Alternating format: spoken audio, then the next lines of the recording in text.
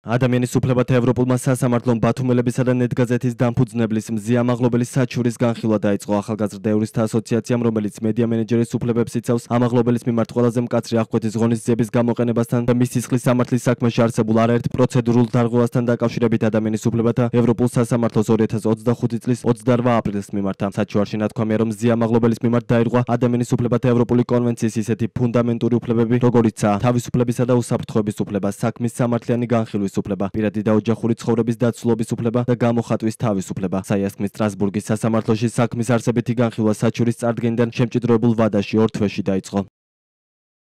მზიამაღლობელის მიმართ დაირღვა ჩვენი საჩივარი ამას ეხება დაირღვა ადამიანის უფლებათა ევროპული კონვენციის ისეთი ფუნდამენტური უფლებები, როგორებიცაა თავისუფლებისა და უსაფრთხოების უფლება, რაც კონვენციის მეხუთე მუხლით არის გარანტირებული, ასევე საქმის სამართლიანი განხილვის უფლება, კონვენციის მე-6 მუხლი, პირადი და ოჯახური ცხოვრების დაცულობის უფლება, კონვენციის მე-8 მუხლი, გამოხატვის თავისუფლება, კონვენციის მე-10 მუხლი, კონვენციის მე-13 მუხლი და მე-13 მუხლი მე-8 და მე-10 მუხლებთან ერთობლიობაში და ასევე ძალიან მნიშვნელოვანია, რომ ასევე საქმე შეეხება კონვენციის მე-18 მუხლს, რომელიც უფლებათა შეზღუდვის გამოყენების ფარგლებს ეხება და ეს ყველაფერი ამ დარღვევასთან დაკავშირებით ადამიანის უფლებათა ევროპული სასამართლო გადავიდა განხილვის შემდგომ ეტაპზე. ყველა მუხლთან დაკავშირებით დაწყებულია კომუნიკაცია საქართველოსთან, კერძოდ საჩივარში მითითებულ დარღვევებთან დაკავშირებით საქართველოს მიეცა შესაბამისი დრო, რომ მან უპასუხოს იმ კითხვებს,